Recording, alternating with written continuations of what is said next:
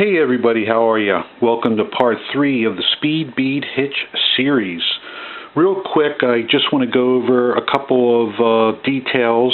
One is the length of cordage you might consider using with your Speed Bead Hitch application, and then 2, talking about the Speed Bead Hitch setup or configuration and modifying the configuration.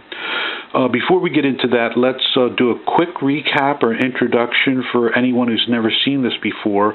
We have a length of cordage for a lanyard using a metal bead to create a sliding knot to enable us to rapidly change the size of the lanyard by pulling on the cordage or pulling on the bead.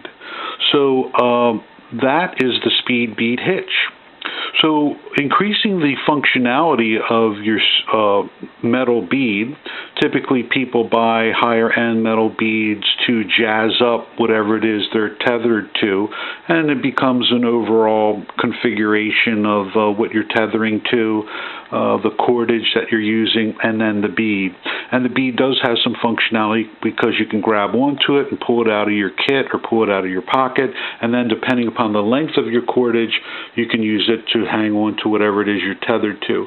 But with the Speed Bead Hitch and the increased functionality or flexibility, being able to slide and change the size of the lanyard, it makes you think about, well, how long should my lanyard be?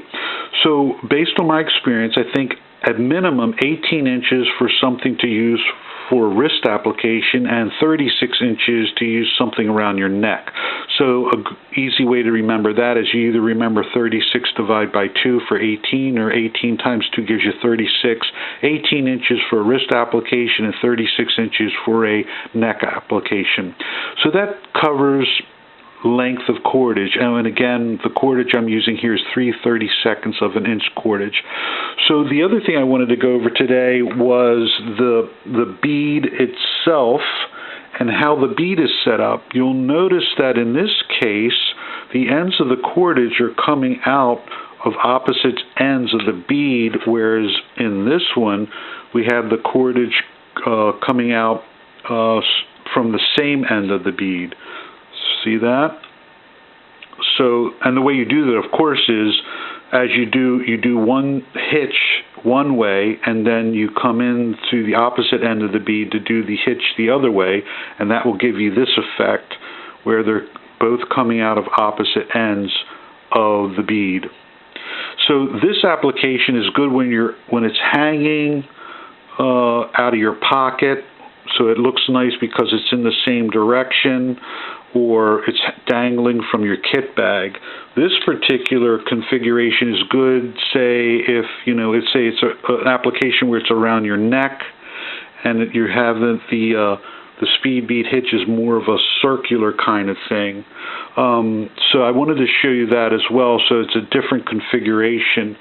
So whichever one is most applicable or appropriate for your what you're tethered to.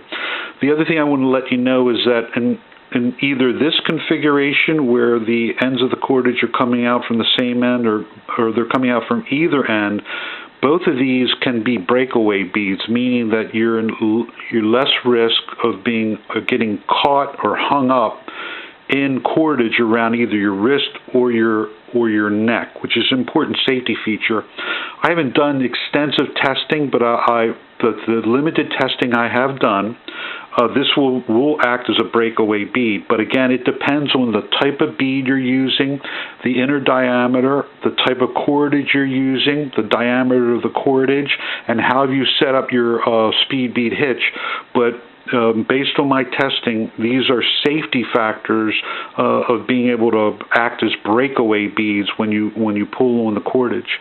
Okay, so that's all I wanted to cover today, and we'll be talking about other things in the future and other parts.